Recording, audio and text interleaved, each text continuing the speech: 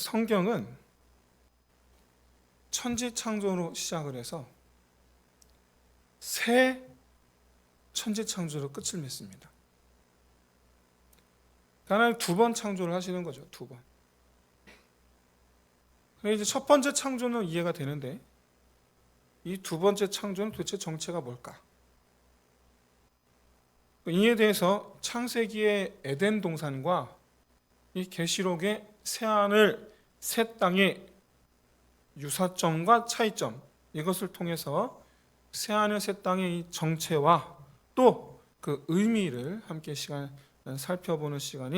살펴보도록 하겠습니다.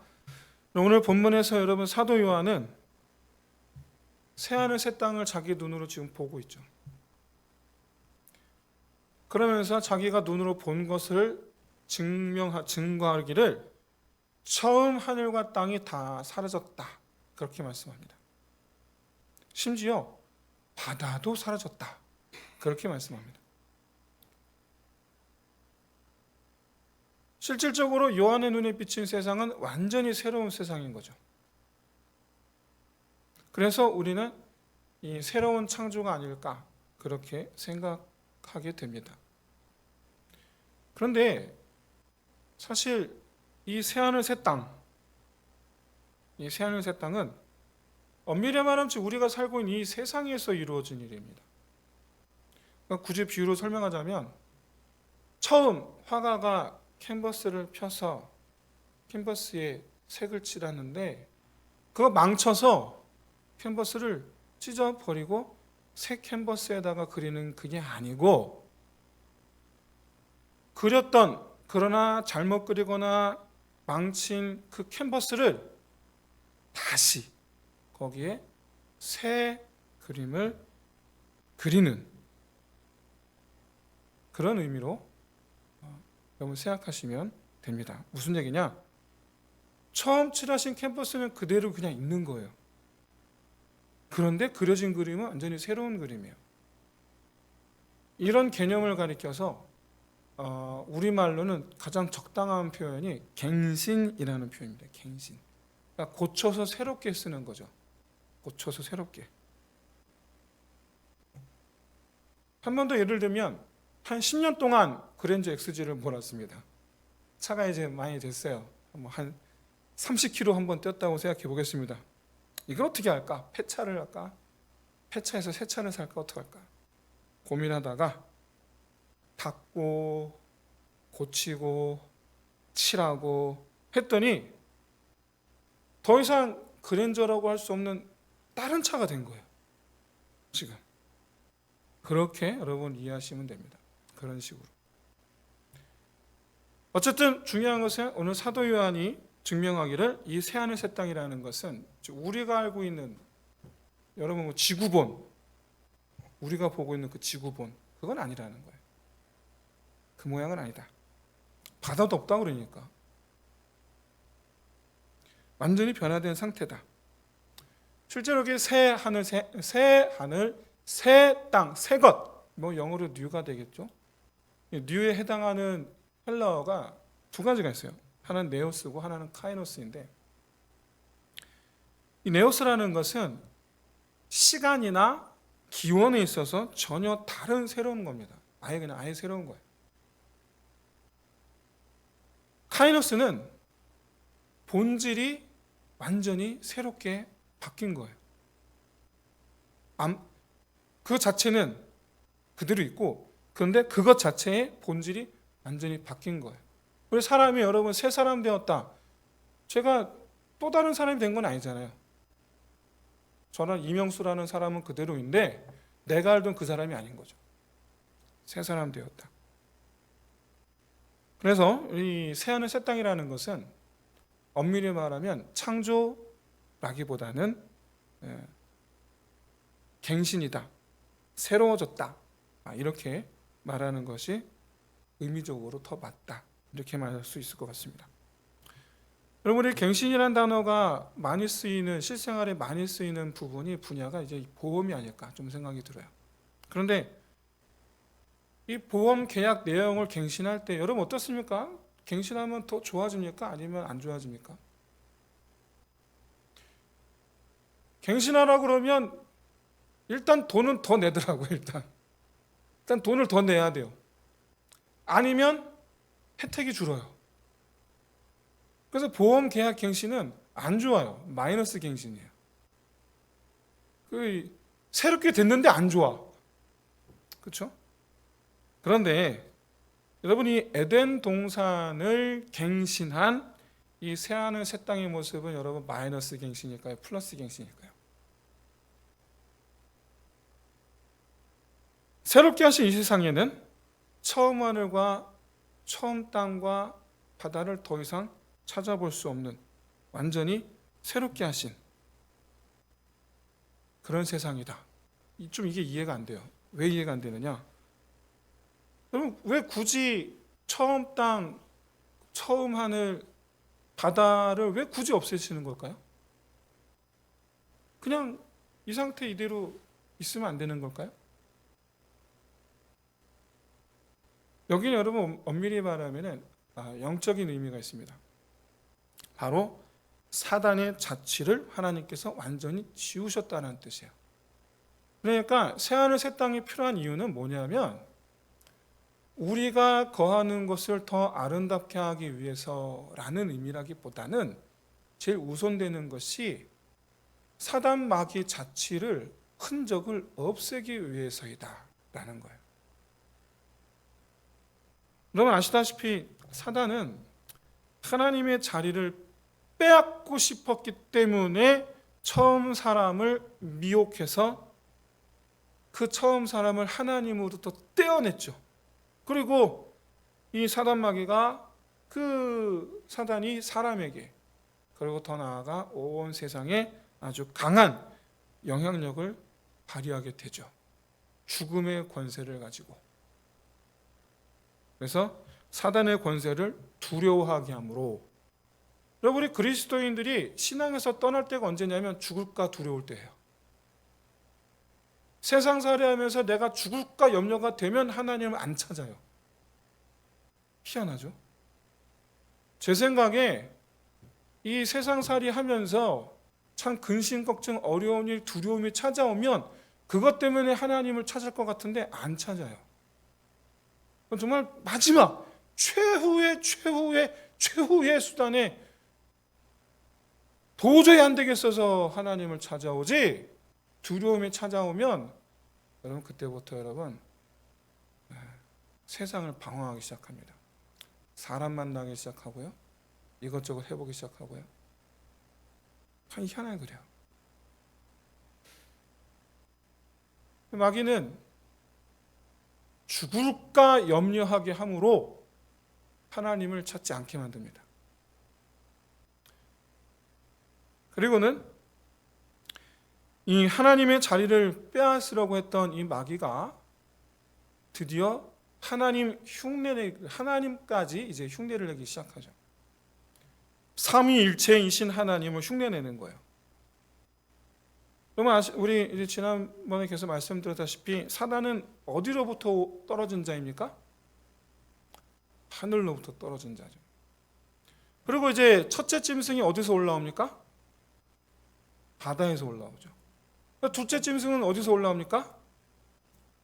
땅에서 올라오죠. 그래서 여러분 첫째 짐승이 삼위일체 하나님 어느 분과 비견됩니까? 예수 그리스도. 땅에서 올라온 짐승은 무엇과 하나님의 삼위일체 하나님 누구와 비견됩니까? 성령 하나님. 좀 흉내 내는 거예요. 그런데 하늘과 바다와 땅이 사라졌다. 이 세상에서. 그게 무슨 의미입니까? 사단의 거처가 사라졌다라는.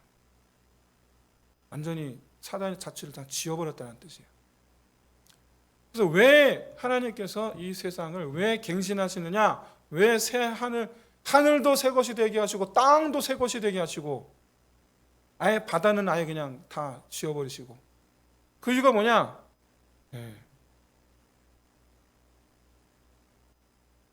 마귀의 자취가 아예 발도 못 붙이게 하기 위해서예요. 이게 여러분 우리에게 어떤 의미가 있는가? 다시는 죄의 유혹을 받을 일이 없어진 거죠. 여러분 우리가 천국, 영원한 하나님 나라에서 우리가 죄의 유혹을 받을 일이 없어요. 이게 또 어떤 걸, 그것이 우리에게 의미하는 또 뭐냐? 두려워할 일이 없어요. 근심에 빠질 일이 없어요. 죄로 말미암아 죽음을 두려워할 그 이유가 아예 사라져 버렸어요.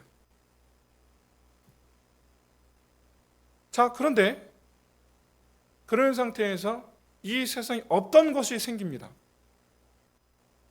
그게 뭡니까? 예루살렘이죠. 새 예루살렘.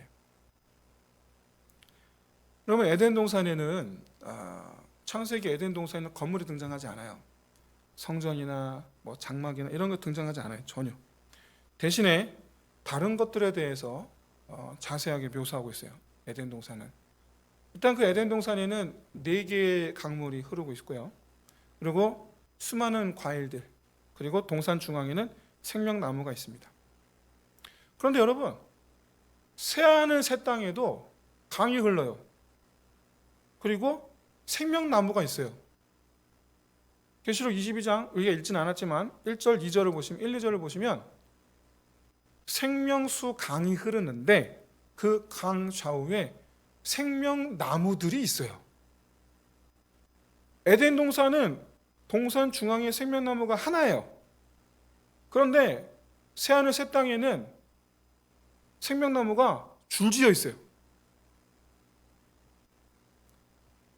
또 이 새하늘 새 땅에 이 강에 대해서 사실 여러분 구약에서 에스겔 선지자가 먼저 요한보다 먼저 봤거든요. 새하늘 새 땅에 대해서. 에스겔 선지자가 47장입니다. 에스겔 47장의 묘사가 사도 요한이 본 바로 그 새하늘 새 땅이에요. 거기에 보시면 물이 어디서 흘러나오냐? 성전에서 물이 나와요. 성전에서. 그런데 그 물이 사람이 능히 건너지 못할 강을 이루었다. 이렇게 에스겔이 이렇게 표현을 합니다. 자, 보세요. 그런데 창세기 2장 10절을 보시면 이 묘사가 이렇게 되어 있어요. 에덴에서부터 강물이 흘러나왔다고 이렇게 묘사해요. 이 새하늘 새 땅에 새 예루살렘이 임하는데, 자, 창세기에는요, 계시록의 새하늘 새 땅을 어디를 가리킵니까? 온 세상이죠. 온 세상에 새 예루살렘이 있는 거예요. 그런데 창세기는 어떻습니까? 에덴 동산, 온 세상의 에덴 동산입니까? 아니죠. 온 세상이 에덴 동산이 아니에요. 온 세상이 우리가 어딘지는 잘 모르지만 일부가 에덴 동산이에요. 그래서 이제 아담이 쫓겨나잖아요. 여러분 눈치를 채신 분은 아시겠지만, 이제 아시겠지만, 하나님께서 처음 지으신 땅이 요한계시록에서는 새하늘 새 땅이 된 거고, 처음 지으신 그 세상에 에덴 동산을 창설하셨는데, 이것이 계시록에서는 뭡니까? 그 에덴 동산이 새 예루살렘인 거예요. 그러니까 나중에 다시 한번 말씀드리겠지만 에덴 동산에도요 성전이 없습니다. 그런데 새 예루살렘에도 성전이 없어요. 왜요? 에덴 동산 자체가 성전이고 새 예루살렘 자체가 성전인 거예요. 그래서 여러분 창세기 2장의 묘사와 요한계시록 21장의 묘사가 데칼코마니에요. 똑같아요. 묘사가.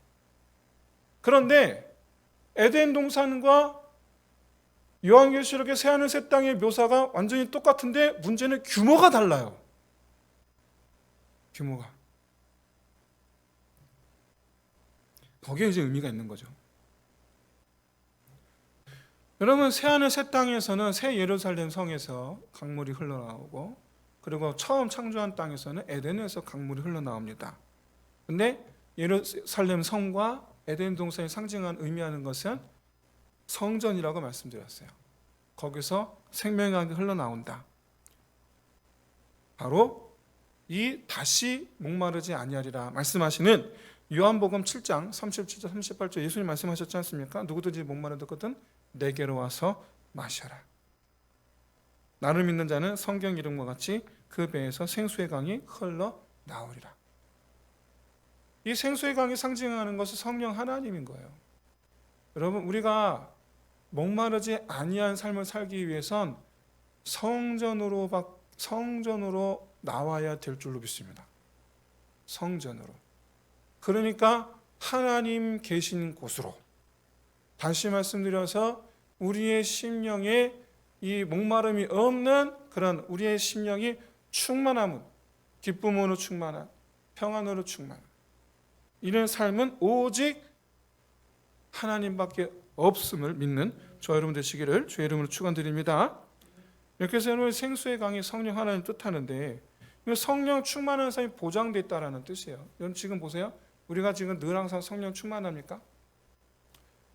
우리 안에 굳이 지금과 나중 임하게 될 새하늘새 땅을 굳이 성령 충만함이라는 것을 가지고 비교하자면, 지금은 성령 하나님께서 내 안에 충만하신 거죠. 근데 여러분, 새하늘새 땅은요 반대, 뒤집혀요. 성령의 강에 내가 들어가는 거예요. 할렐루야. 네. 성령 하나님께서 내 안에 들어오심. 그런데 새하늘새 땅에서는 성령 하나님 그 안에 내가 들어가는 거죠. 한마디로 얘기해서 성령 충만하지 않은 날이 없는 그런 곳이 장차 임하게 될 하나님의 나라이다. 사도 바울은 이 성령 충만은 술 취함과 비교했죠. 술 취함과 술 취함과 단점이 있습니다. 술에 취하면 정신이 없어요. 그리고 또 범죄하죠. 하지만 성령 충만함은 또렷합니다. 온전합니다. 온전한 정신으로 정말 기쁨과 깨끗함과 그리고 또 거룩함과 그리고 평안함이 넘치게 될 줄로 믿습니다. 이렇게 해서 여러분, 새 예루살렘에서 생명수의 강이 흘러넘친다. 이런 삶을 영원히 살게 된다. 뿐만 아니라 이 생명수로 인하여서 생명나무가 과실을 맺는데 매 달마다 다른 열매를 맺어요. 그래서 뭐라고 표현하느냐? 12가지 열매를 맺는다고 해요. 이게 의미하는 게 뭘까? 여러분, 하나님 나라에서의 삶은요, 하루하루가 늘 똑같은 무한 반복되는 그런 무의미하고 반복적인 삶이 아니다라는 것을 뜻해요. 그게 아니라는 거예요. 계속해서 변화가 있으려는, 계속해서 날마다 새로운. 어떤 분은 이제 천국이 지루할 것 같다라고 얘기를 하시는 거예요. 그래서 지옥이 또 재밌을 것 같아요. 이게 무슨 말인지. 근데 천국은 아무튼 재미없을 것 같대요. 그렇게 말씀하시는 거 보니까 뭐 때문에 지루할 것 같다고 얘기할까? 아무리 생각해도, 자기가 생각해도 천국에서는 오락을 못할 것 같아서 그런 게 아닐까? 그렇죠? 여러분, 지금이야 우리 젊은 분들은 많이 없어졌지만 불과 20년 전만 해도요, 집집마다 화투 쳤습니다. 심심한 화투 치는, 심심하면. 아무튼 그랬어요. 하여간 다들 그냥 이래저래 이제 심심하면 못 살아. 뭘 해야 돼? 하여간 뭘 놀아야 돼. 그래서 아마도 그런 천국에서의 삶이 그런 오락을 즐기지 못해서 그럴 게 아닐까, 그럴까봐 그렇게 생각해서가 아닐까. 그런데 여러분, 오락보다도 더 다채롭고 날마다 새로움으로 가득해지는 곳, 그것이 새하늘 새 땅 새 예루살렘인 줄로 믿습니다. 우리 왜 해외여행 왜 좋아하세요? 새로우니까 가는 거잖아요. 다르니까 가는 거예요. 우리가 뭐 외국 가갖고 뭐 거기서 뭐 놀거리가 있습니까? 없어요. 거기서 놀거리는 여기 한국에서도 다 있어요. 거기 가서 여기서 커피 마실 수 있고요. 거기서 서핑, 여기서 서핑할 수 있고요. 밖에 나가서 스키, 여기서 스키 탈 수 있고요. 해외 가서 우리가 놀 수 있는 건 여기서 다 할 수 있습니다. 그럼에도 불구하고 여러분, 해외여행 왜 가세요? 새로우니까요. 새로우니까요. 할렐루야. 여러분 믿으시기 바랍니다. 새 하늘 새 땅 그날이 오면 우리는 다 슈퍼맨이 될 줄로 믿습니다. 가지 못할 곳이 없게 될 줄로 믿습니다. 예. 하나님 나라 안에서 한계가 없으신 하나님 나라 안에서 가지 못할 곳이 없는 거예요. 그게 이제 우리가 맞이하게 될 하나님 나라예요. 이 새하늘 새 땅에 대한 이 새 예루살렘에 대한 또 다른 묘사가 있는데 그건 바로 크기입니다. 계시록 21장에는 우리가 읽지 않았지만 도시로서의 새 예루살렘을 소개하는데 성의 크기 모양이 일단 정육면체입니다. 그리고 한 변의 길이가 12,000 스타디온이라고 말해요. 이거 미터로 환산하면 12,000 스타디온은 2,400km예요. 제가 이렇게 봤는데 미국 동부에서 미국 서부까지 최대 거리는 5,200km라고 하더라고요. 근데 어쨌든 그냥 평균 동서가 미국 땅 동서가 4,800이랍니다. 미국 땅 남북이 최대가 2,800인데 그런데 어쨌든 평균 2,400이라고 그래요. 이게 뭘 뜻합니까? 새 예루살렘이 딱 미국 절반이에요. 그래서 제가 그래서 한번 지도로 살펴봤어요. 미국 땅이 이 고래 닮았잖아요. 고래 꼬리 쪽 말고 워싱턴에 있는 고래 꼬리 쪽 말고 LA가 있는 머리 쪽, 그 머리 반 딱 그만한 거예요. 딱 어마어마한 크기. 그런데 새 예루살렘 성은 실제로 그만한 크기일 거라고 말씀하는 것인가? 그렇다니다라고 말할 수 없지만 한 가지 분명한 건 바로 그 숫자입니다. 이 숫자가 어떤 의미죠? 12 곱하기 1000이죠. 12 곱하기 1000. 그러니까 10이라는 숫자가 뭘 의미해요? 하나님의 백성을 뜻해요. 1000이라는 숫자는 뭘 뜻합니까? 많다. 셀 수 없이 많다. 그러니까 12,000이라는 숫자 자체가 셀 수 없이 많은 성도들을 가리켜요. 셀 수 없이 많은.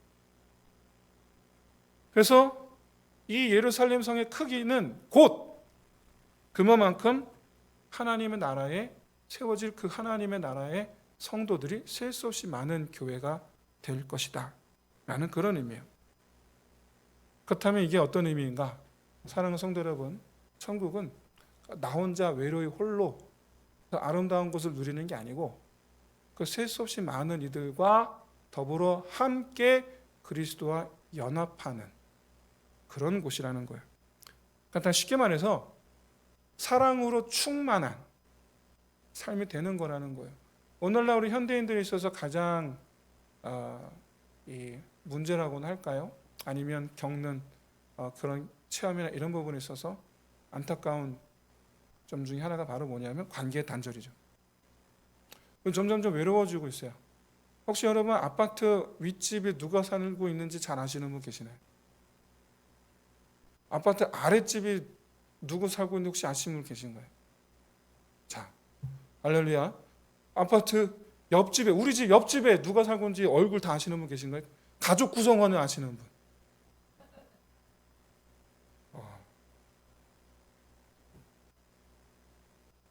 여러분 놀랍게도 그렇게 우리가 무관심 속에 있어요. 그냥 아파트 한 채, 멀리서 보면 성냥꽉 같은 그 한 채 서로 몰라. 내 바로 옆, 내 바로 위, 내 바로 밑. 이것도 알기 힘들지만 위에 아시는 분 밑에 아시는 분, 라인이 다른 옆에 아시는 분 아무도 없어요. 그래. 아파트 한 채 같이 있는데 아무도 몰라요. 옛날에는 안 그랬거든요. 옛날에는 마을, 아주 넓은 마을, 심지어 산을 두 개 넘어가야 하나 있을까 마나까 그 집 수저도 우리는 알았었어요. 옛날에는. 지금은 아니에요. 옆에 없지도 몰라요. 관계의 단절. 더 놀라운 건 그걸 편안해해요. 지금 시대가. 그런데 말이죠, 단지 그냥 편안하기만 한 건 아니죠. 정작 내가 누군가의 온기가 필요할 때 나에게 온기를 나눠줄 사람이 없다라는 거예요. 그러니까 내가 불편할 때에는 그런 관계에 단절이 편합니다. 그런데 내가 필요할 때는 홀로 외로운 거죠. 그런데 이 의미가 예루살렘 성 크기, 12,000 스타디온이다, 수많은 성도들로 이루어진 교회다, 이 의미가 뭐냐면 단순히 크기를 말하는 게 아니에요. 어디를 가든지 그 하나님 나라에는 나에게 온기를 나누어주는 이들로 충만하다라는 거예요. 하나님의 사랑을 나눌 이들로 충만하다라는 거예요. 사랑으로 하나됨이 충만한 삶, 거기가 바로 하나님의 나라입니다. 새 예루살렘의 이제 건축 자재를 소개합니다. 우리가 알지도 못할 그런 보석들, 12가지 보석에 또 문은 또 진주로 돼 있고, 그 다음에 이 성 벽 자체는 길부터 해갖고 벽 자체가 전부 다 이 돌이 아니라 다 금으로 돼 있고, 예. 이 모든 묘사가 에덴 동산 이렇게 묘사하고 있죠. 창세기 2장 11절 12절에 보시면 금이 있는 강이 금이 있는 하일라 온 땅을 둘렀고 그 땅의 금은 순금이요 그곳에는 베들리엄과 호마노도 있더라. 그러니까 에덴 동산도 그랬던 거예요. 에덴 동산도 땅이 여러분 금입니다. 사실은 이 마귀 사단이 와서 유혹하는 이런 장면의 그림들을 많이 그렸는데 유심히 보세요. 그 땅을 금으로 그린 그림이 있는가? 제가 보니 없더라고요. 아니에요. 에덴 동산도 다 땅이 금이에요. 그런데 새 예루살렘의 모양과 비교하면 참 조촐하게 느껴진다. 에덴 동산이. 이게 뭘 의미하는가? 모든 것에 넘치게 하사. 모든 것에. 한마디로 얘기해서 에덴 동산을 훌쩍 뛰어넘는 그런 충만함과 풍성함과 넘치게 하시는 은혜로 가득한 곳이 새 예루살렘이다. 그러면 여러분 새 예루살렘 성에는 없는 것이 있죠. 에덴 동산과 비교하여 없는 것이 있습니다. 에덴 동산에 있는 것이 다 있고 오히려 에덴 동산보다 다 수배나 더 풍성한데 근데 없는 게 있어요. 그게 바로 뭡니까? 죄의 출현이 더 이상 없죠. 죄가 나타나지 않는 거죠. 그리고 죄로 말미암아 영향이 없는 거죠. 에덴 동산이 왜 폐쇄가 됐습니까? 왜 닫혔습니까? 죄가 출몰했기 때문이잖아요. 죄 때문이잖아요. 그런데 여러분 새 예루살렘 성은요 12문이 다 활짝 열려 있습니다. 왜냐? 어둠이 없거든요. 어둠이 없어요. 밤이 없어요. 항상 빛이 있어요. 이 밤이라는 묘사가 이제 죄를 뜻하는 거거든요. 죄가 없어서 항상 빛이 가득해서 예루살렘 성 문이 닫힐 일이 없어요. 항상 열려 있어요. 그리고 또 없는 게 또 있어요. 눈물도 없고요. 사망이나 애통하는 것이나 곡하는 것이나 아픈 것도 없어요.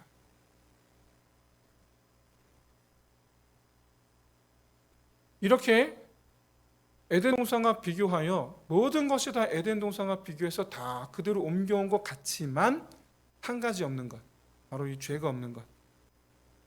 그래서 우리가 정말 참으로 하나님의 나라, 장차 임하게 될 하나님의 나라는 죄 없는 가운데서 성령으로 충만하게 하시는 것. 그래서 죄가 주는 것, 괴로움과 이 두려움과 근심과 염려 이런 건 없고 그 다음에 성령으로 충만하여서 기쁨과 그리고 우리의 심령의 깨끗함과 그리고 거룩함이 주는 충만함 그리고 무엇보다 평안이 넘치는 그런 삶이 있는 것이 바로 이 새하늘 새 땅 임하게 될 영원한 하나님 나라의 삶이 될 줄로 믿습니다.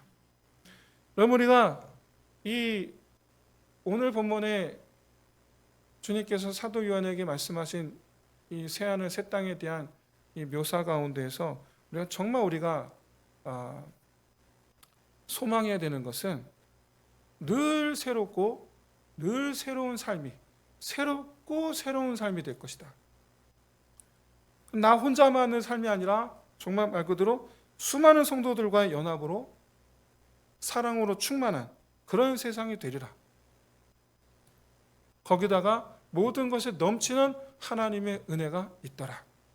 마지막이죠. 마지막으로 여러분, 에덴 동산과 그리고 새 예루살렘 성에는요, 둘 다 똑같이 없는 것이 하나 있습니다. 이 땅에서 있었는데 에덴 동산이 없었는데 이 땅에 생겼고요, 새 예루살렘이 임하면 또 그게 없어져요. 그게 뭐냐? 성전입니다. 성전이 없어져요. 왜 그렇습니까? 아까 말씀드렸죠. 에덴 동산 자체가 성전이에요. 하나님 계신 것. 그러니까 새 예루살렘 자체가 성전이에요. 하나님이 계시는 것. 이게 무슨 말인가? 어디를 가든지 거기 하나님이 계시는 곳이라는 거예요. 어디를 가든지. 우리는 부활의 몸이 되어서 하나님께서 지으신 한계 없는 이 하나님 나라에서 어디든지 가지 못할 것이 없게 될 줄로 믿습니다. 근데 가는 곳곳마다 거기에 하나님 함께 계시는 거예요.